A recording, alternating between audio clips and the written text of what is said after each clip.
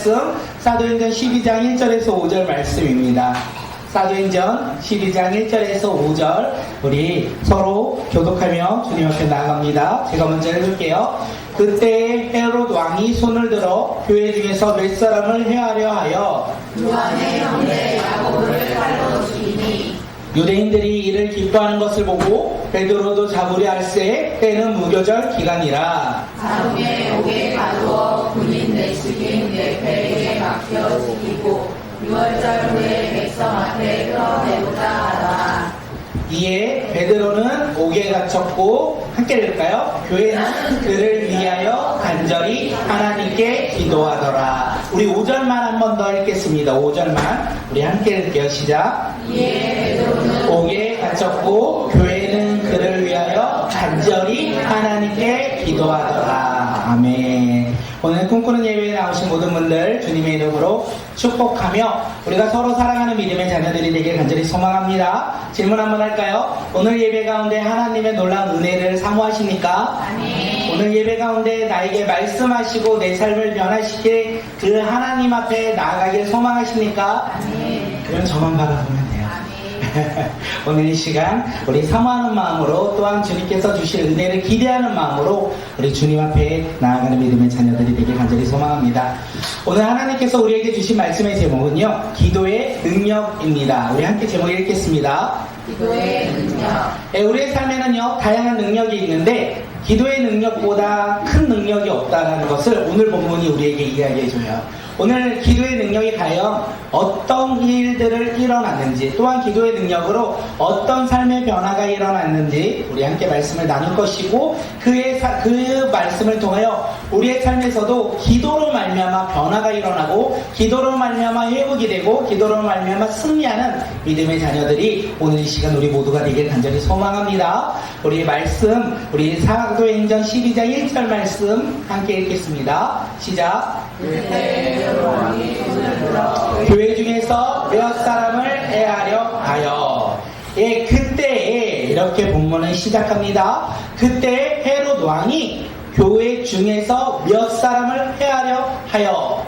예, 만약에 요즘 시대라면 헤롯 왕이 꿈꾸는 교회를 바라보며 몇 사람을 잡아다가 해하려고 한다라는 거예요. 그 몇 사람이 누구겠습니까? 우리 다이랑 예지랑 그리고 우리 하랑이가 아닐까 생각되어집니다. 지연이가 아닐까 생각됩니다. 왜냐하면 믿음이 좋은 사람을 잡아가고 있어요. 오늘 본문에서 믿음이 좋은 사람을 잡아가고 있다는 것을 우리가 알 수 있어요. 그때의 시기를 우리가 봐야 된다는 거예요. 그때는 어떤 시기인지 아십니까? 예수 그리스도의 복음이요 저렇게 날로 전해지고 있어요. 조금 요번에는요 이미지를 많이 찾았어요. 그래서 괜찮죠? 교회가 지금 복음이 넘어지고 있어요. 넘어지고 아니라 넘어가고 있는 거죠. 예루살렘을 넘어 어디로 넘어갔을까요? 사마리아를 넘어 지금 땅끝까지 복음이 전해지고 있습니다. 복음이 전해지고 있는 것뿐만 아니라 저 안디옥 교회에서는 놀라운 일들이 일어나고 있습니다. 바나바와 사울이 1년 동안 성도를 가르침으로 말미암아 주변 사람들이 안디옥 교회 성도를 바라보며 이렇게 이야기해요. 아직 아니에요. 이렇게 이야기했는데 뭐라고 했냐면 야 그리스도인이다, 야 예수님의 제자다, 이렇게 이야기하고 있는 때가 언제냐면 그때입니다. 또한 그때는 언제인지 아십니까? 지금 헤롯 왕이요 교회 중에 한 사람을 해하고자 하는 거예요. 그때는 지금 부흥하고 있는 그때이기도 하지만 또 그때는요 헤롯 왕이 어떤 한 사람을 택하여 어떤 사람들을 택하여 그들을 박해하고자 하고 있을 때라는 거죠. 넘겨주세요. 한 번 더 넘겨주세요. 그때는 우리 함께 읽겠습니다. 시작. 복음이 열방으로 전해지고 믿음의 성도들이 이웃에게 그리스도인이라 인정받을 때입니다. 그때는요 헤롯 왕이 손을 들어 교회 중에서 몇 사람을 해하려 했습니다.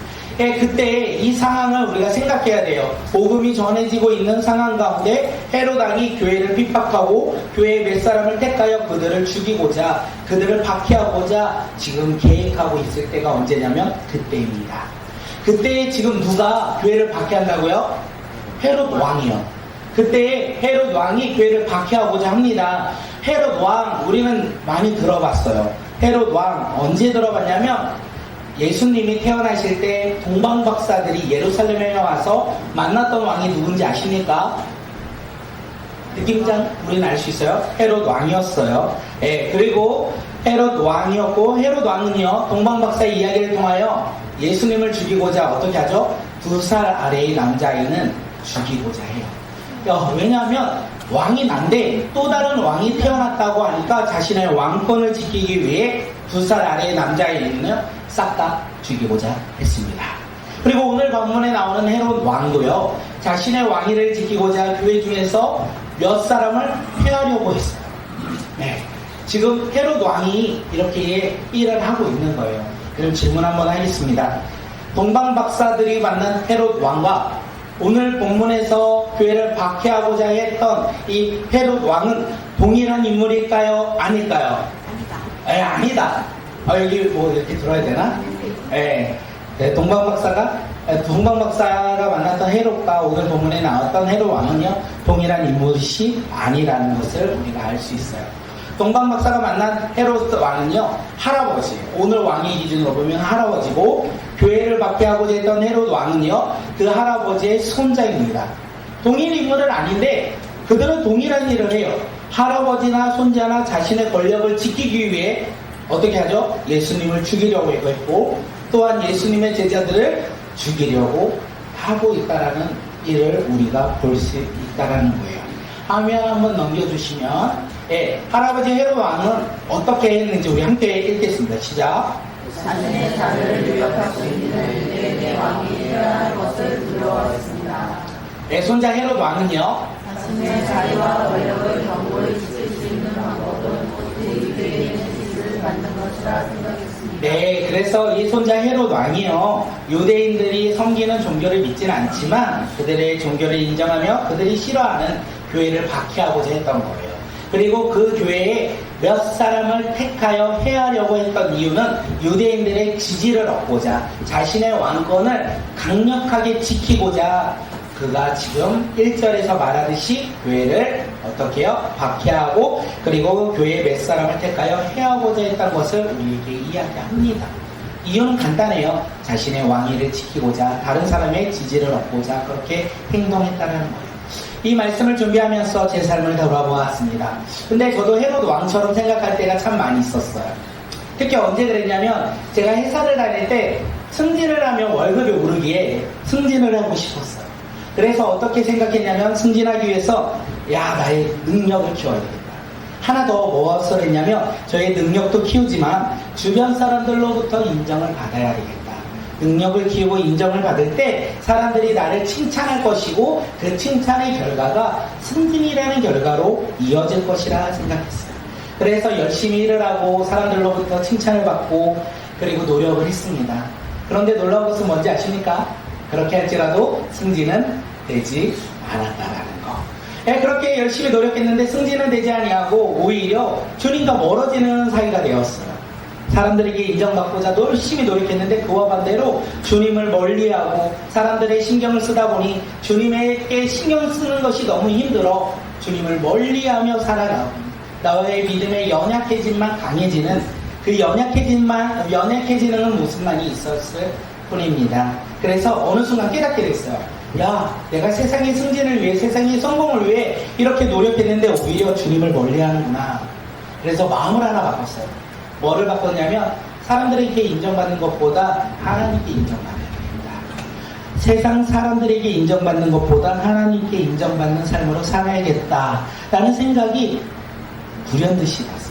그래서 저는 그때부터 지난주 세상의 눈치를 보지 아니하고 그렇게 어떻게 해요? 마음을 다하여 정성을 다하여 뜻을 다하여 하나님을 바라보며 하나님께 인정받고자 노력했어요. 그 가운데 그래서 제가 어떻게 살아갔냐면 만나는 사람마다 신입사원들이 오면 교회를 다니니 물어보고 항상 물어보고 그리고 다닌다고 하면 항상 성경 공부하자. 잘못했으면 이단인 줄 알았겠어요. 맨날 회사를 갔는데 성경 공부하자고 하고 그래서 날마다 복음을 전하는 삶으로 변화되는 삶의 모습 가운데 놀랍게도 사람들에게 인정받고자 노력했을 때는 승진을 할 수 없었는데 하나님께 인정받고자 하니 상황이 점점 내가 알지 못하는 상황 가운데 이뤄졌고, 그리고 자연스럽게 승진도 하고 자연스럽게 월급도 올랐던 경험들이 있습니다. 여기에서 우리가 함께 나누고 싶은 것은 무엇이냐면, 세상 사람들은요 자기 성공을 위해서 자신에게 노력을 해요. 그리고 주변 사람들을 바라보며 인정받고자 열심히 노력합니다. 틀린 것이 아니에요. 그런데 믿음의 사람들은요 자신의 성공을 바라보지 않는 게 다른 것 같아요. 믿음의 사람들은요 어떻게 살아갑니까? 회사에서 주님의 영광을 위해서 살아가는 삶으로 변화된다는 거예요. 또한 사람들의 도움과 상경으로 인하여 잘됨을 기대하며 살아가는 사람들이 아니라 오직 주님의 일하심을 기대하며 소망하며 살아가는 삶이 바로 믿음의 사람이 아니할까 생각되어집니다. 그 믿음의 길을 걸어갈 때 하나님께서 분명히 일하실 거예요. 우리가 믿음의 길을 걸어갈 때 하나님께서 놀랍게 역사하실 거예요. 그 길이 비록 조금 힘들어요. 어려워요. 낙심이 될 때도 있을 것 같아요. 그런데 그 길을 걸어갈 때 주님께서는요 언제나 우리와 함께 하시고 주님의 능력으로 말미암아 우리의 삶을 지키시고 보호하시고 인도하신다라는 확신을 가지고 우리가 믿음의 길을 걸어가는 주의 자녀들이 되길 간절히 소망합니다.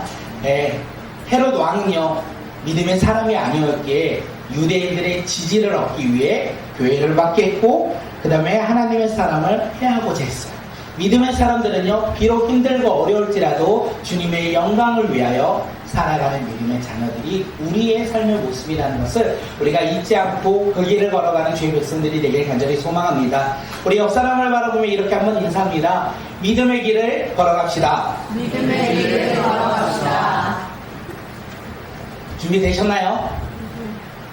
준비됐나요? 네. 우리 함께 믿음의 길을 걸어가는 주의 자녀들이 되길 간절히 소망합니다. 이제 헤롯 왕이요 교회를 박해하고 해하려고 했어요. 그 첫 번째가 뭔지 아십니까? 요한의 형제 야고보를 칼로 죽였습니다. 요한의 형제 야고보를 칼로 죽였어요. 야고보가 선택한 사람, 아까 믿음의 사람이라고 했잖아요.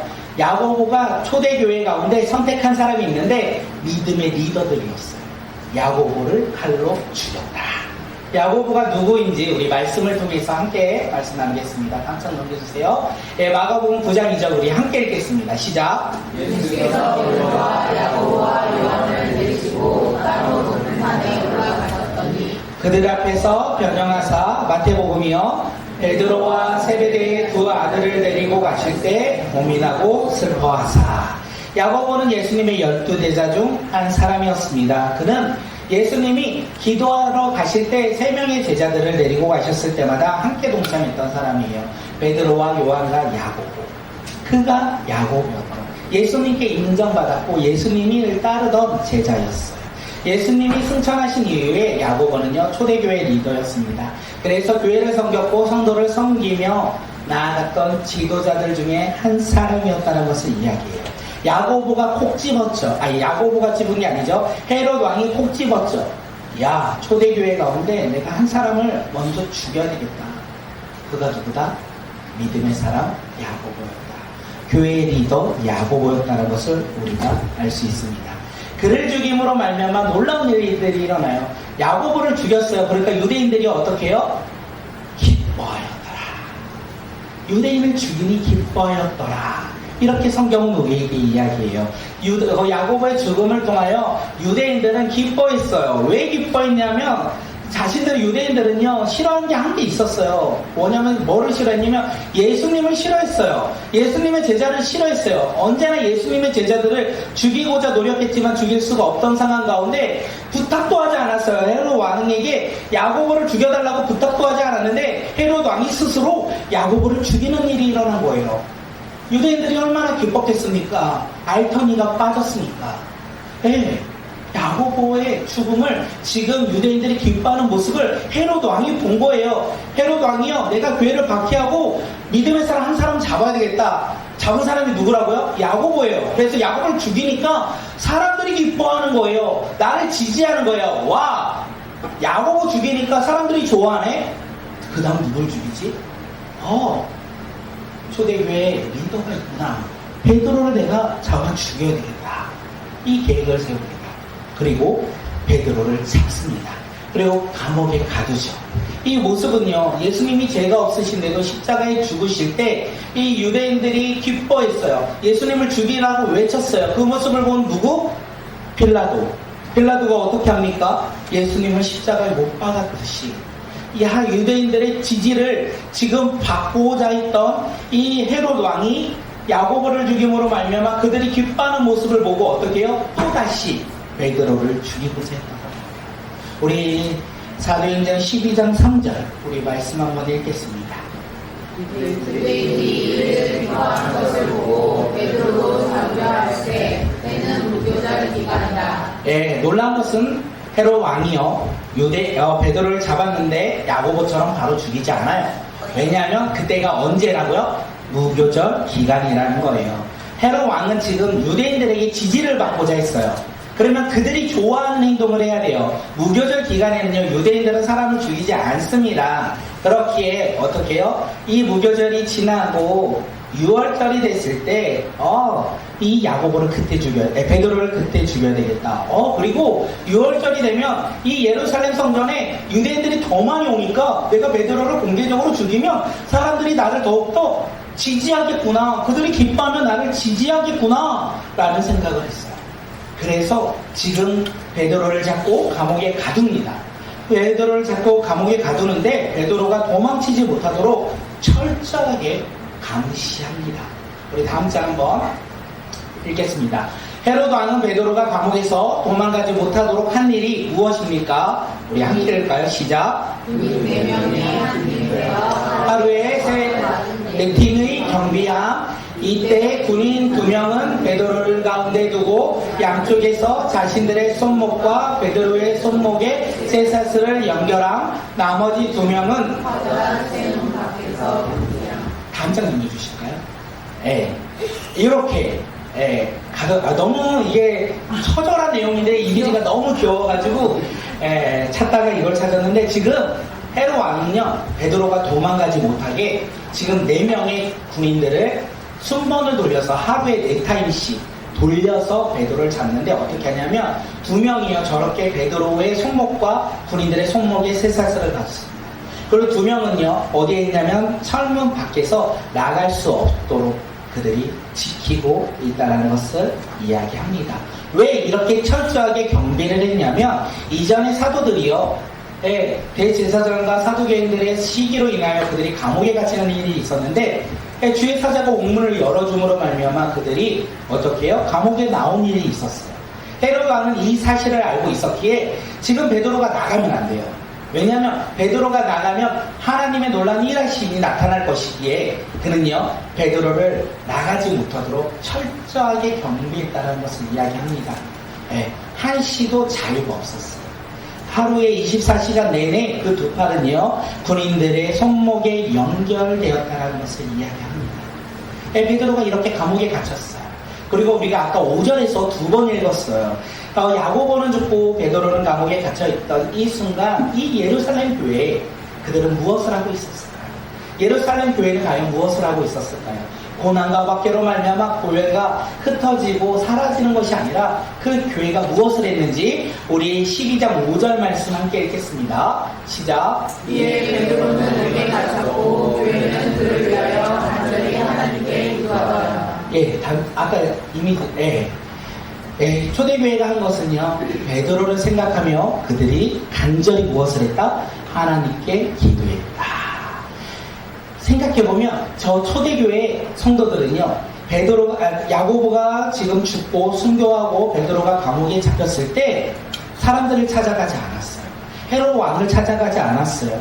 유대 지도자들을 찾아가지 않았어요. 힘 있는 사람들을 찾아가지 않았어요. 그들을 찾아가지 아니하고 한 것이 무엇이다? 하나님께 간절히 기도했다라는 것을 이야기합니다. 그들이 세상에 권력이 있는 사람을 알지 못해서 찾아가지 않은 것일 수도 있을 수 있어요. 그런데 그들이 기도했다라는 것을 보면 그들은 하나님께 간절히 기도했다. 지금 이 모든 어려움 가운데 이겨낼 수 있게 해주시는 이가 하나님이라는 것을 그들은 바라보았고 기대하였고 소망했다는 것을 이야기합니다. 마틴 루터가 기도에 대해서 이렇게 이야기하는데 우리 함께 읽겠습니다. 시작. 기도는 교회의 가장 중요한 무기이다. 기도는 기독교의 뛰어난 무기다. 네, 그렇습니다. 마틴 루터는 기도는 교회의 가장 무기이고 가장 강한 벽이고 요새이고 뛰어난 무기다 이렇게 이야기해요. 기도는 하나님을 믿는 믿음의 백성들에게 있어서 그 어떤 것보다도 강한 무기라는 것을 이야기하는 거예요. 즉 예루살렘 교회가 그것을 알고 기도하고 있었다는 거예요. 우리도 그 무기를 이제 가지고만 있는 자들이 아니라 그 무기를 사용하는 믿음의 자녀들이 되길 간절히 소망합니다. 다음 장 한번 넘겨주실까요? 우리의 인생에 있어서 세상의 어려움이 닥칠 때, 우리의 인생에 있어서 고난과 환난이 닥칠 때 무엇을 하시겠습니까? 사람을 찾아가겠습니까? 경험을 의지하겠습니까? 나의 노력으로 그것을 해결하겠습니까? 무엇을 하겠습니까? 다음 장이요. 기도. 아멘. 하나님께 간절히 기도하는 믿음의 자녀들이 되길 간절히 소망합니다. 또한 꿈꾸는 교회의 비전과 사명을 위해서 우리가 해야 될 것이 무엇입니까? 네, 다음 장 넘겨주세요. 우리 교회가 함께 기도하며 나아가는 믿음의 자녀들이 되길 간절히 소망합니다. 우리의 삶은요, 오직 기도밖에 없습니다. 우리의 삶 가운데 가장 강한 무기는 무엇이죠? 기도밖에 없다라는 거예요. 그런데 기도하고 계십니까? 아멘. 기도하고 계십니까? 아멘. 예, 우리의 삶 가운데 그 기도하며 살아가는 주의 백성들이 되길 간절히 소망하고 기도 가운데 승리하는 믿음의 자녀들이 되길 간절히 소망합니다. 옆 사람을 바라보고 이렇게 축복합니다. 당신의 가장 강한 무기는요, 기도입니다. 당신의 가장 강한 무기는 기도입니다. 우리의 꿈을 이룰 수 있는 것은 기도이고요. 우리의 삶을 살아가는 방법은요, 오직 기도밖에 없다라는 것을 이야기해요. 예루살렘 교회가요, 기도했어요. 네, 놀랍게 기도했어요. 그런데 응답됩니다. 예루살렘 교회 성도들이 모여 기도할 때 응답된다라는 거예요. 그들이 기도할 때 응답되는데 놀라운 것은 즉각 응답되지 않았어요. 언제 응답되냐면 헤롯 왕이 베드로를 죽이기로 한 첫날 밤에 응답되었다라는 것을 이야기합니다. 우리 7절 말씀 함께 읽겠습니다. 시작. 그러더니 주의 사자가 나타나매 우중에 광채가 빛나며 또 베드로의 옆구리를 쳐 깨어 이르되 급히 일어나며 아니 쇠사슬이 이 손에서 벗어지더라. 호련히 주의 사자가 나타나서 베드로 뭐하고 있다고요? 자고 있었다는 거예요. 그래서 그의 옆구리를 치며 깨었다는 것을 이야기합니다. 베드로가 얼마나 깊이 잠들었는지 하늘 강체가 갑자기 나타났는데도 베드로는 잠을 자고 있었다라고 이야기하고 있어요. 질문 한번 해봅니다. 우리가 상상 한번 해보죠. 지금이 잠을 잘 상황입니까? 지금이 잠들 상황입니까? 야고보처럼 언제 순교를 당할지 모르는 상황 가운데 지금 잠이 들 상황입니까? 지금 감옥 밖에서는요, 예루살렘 교회 성도들이 무엇을 하고 있습니까? 밤을 자지 못하고 기도하고 있어요. 언제 죽을지 모르는 이 베드로를 위하여 밤을 새며 기도하고 있는데 감옥에 있는 이 베드로는요, 자고 있다라는 것을 이야기하고 있어요. 자고 있어요. 베드로는 잠을 자고 있습니다. 그가 성품이 아무것도 그냥 모르는 척하는 성품이라서 그의 성격이 이런 고난 가운데서도 낙심하지 않는 성격이라서 그냥 평범한 그냥 고난 가운데서도 그냥 그걸 즐기는 성격이라서 그가 잠을 잔 것이 아니라 그가 잠이 들 수 있었던 이유는 그가 하나님을 의지하는 삶을 살았기 때문에 그렇습니다. 지금 밖에 있는 사람들은 간절히 기도해요. 베드로가 나올 수 있도록 역사하여 달라고 기도해요. 그런데 감옥 안에서는 베드로가 잠을 자고 있어요. 왜냐하면 베드로는요, 이 두려운 상황 가운데서도 그 상황을 바라보지 아니하고 하나님을 바라보니 잠을 자고 있었다는 것을 이야기해요. 다시 말하면 이 베드로는 아마 이렇게 생각했던 것 같아요. 스데반처럼 이 야고보처럼 내가 순교를 당할지라도 그게 하나님의 뜻이라면 내가 내일 순교를 당한 거 기쁨으로 감당하겠다. 그렇게 결단하지 않으면 어떻게 잠을 잘 수 있겠습니까? 베드로가 잠을 잘 수 있었던 것은 그렇게 주님을 의지했기에 잠을 잘 수 있었다는 거예요. 순교의 길이라도 내가 그 길을 걷겠다라고 잠을 자고 있던 그 베드로에게 주의 사자가 나타나서 옆구리를 칩니다. 그리고 빨리 일어나고 명령하죠. 그리고 잘 들으셔야 될 양쪽에 있는 쇠사슬이 저절로 풀렸다. 성경은 이렇게 이야기해요. 양쪽에 있는 쇠사슬이 저절로 풀리는 기적이 일어나고 주의 사자가 베드로에게 허리에 띠를 띠고 신을 단단히 묶고 겉옷을 입고 나를 따르라 명령하니 베드로가 순종해요. 주의 사자가 말한 대로 순종해요. 그런데 아마 그는 생각했을 거야. 이건 현실이 아니다. 이거는 환상이고 꿈일 것이다. 왜냐하면 자기의 상황을 알고 있어요. 다음 장 한번 넘겨주세요. 이런 상황 가운데 옷을 입을 수도 없고 저 사람들이 깨어나지 아니하고 나만 깨어나서 나갈 수 없는 상황, 그리고 문 밖에 지키는 군인이 2명이나 있다는 것을 너무나 잘 알고 주의 사자의 말을 듣고 그냥 따르기는 하지만 이거는 꿈이야, 이거는 환상이야. 왜냐하면 그걸 생각할 수도 없고 기대할 수 없는 상황 가운데 있었기 때문에 그렇게 한 것이 아니할까 생각되어집니다. 저라도 그랬을 것 같아요. 그런데 어떻게 이런 기적이 일어나는지 아십니까? 사도행전 12장 18절에서 이 기적에 대해서 이야기합니다. 우리 함께 읽겠습니다. 시작. 나인생의 군인들은 베드로가 어떻게 되었는지 알지 못하여 적지 않게 소동하니, 베드로를 지키는 군인들이요 어떻게 됐는지 알지 못했다라는 거예요. 그들이 일어나니까 베드로가 사라졌다라는 거예요. 그들이 일어나니까 쇠사슬이 풀렸다라고 이야기하는 거예요. 베드로를 지키는 군인들은요, 베드로가 어떻게 쇠사슬을 풀고 나갔는지 알지도 못하고 보지도 못했다, 듣지도 못했다, 이렇게 이야기하고 있는 거예요. 그렇게 우리가 알 수 있는 건 하나입니다. 베드로에게 지금 일어난 이 일은요, 베드로의 능력으로 일어나지 않았다라는 거예요. 베드로의 힘과 베드로의 생각으로 그 일이 나타나지 않았다는 것을 알 수 있어요. 지금 베드로에게 나타난 이 일은 하나님께서 행하신 일이라는 것을 우리는 알 수 있어요. 예루살렘 성도들이 간절히 하나님께 기도할 때 하나님께서 그 기도를 듣고 응답하셨다는 것을 우리가 알 수 있다는 거예요. 오늘 본문은 우리에게 이야기해요. 그 사실을 믿느냐? 그 사실을 믿느냐? 우리가 그 사실을 믿을 때 하나님이 우리 삶에 일을 하신다면 우리는 이렇게 고백할 수 있을 것 같아요. 우리 다음 장 한번 넘겨주실래요? 오늘 본문을 우리가 믿는다면 하나님이 일하실 때요, 우리 함께 읽겠습니다. 시작. 사람이 아무리 철저히 계획할지라도 한순간에 이루어집니다. 누구도 알 수 없고 깨달을 수 없습니다. 우리의 생각을 뛰어넘어 역사하십니다. 우리가 그 하나님을 믿고 살아가는 주의 자녀들이 될 수 있다는 거예요. 우리가 아무리 계획할지라도 한순간에 무너지는데 하나님이 일하신다면 어떻게 해요? 하나님의 놀라운 능력으로 말미암아 우리가 알 수도 없고 깨달을 수 없는 놀라운 역사가 시작된다는 것을 우리가 믿고 살아가는 주의 자녀들이 되길 간절히 소망합니다. 토마스 하슬이라는 이렇게 종교학자가 이야기하죠.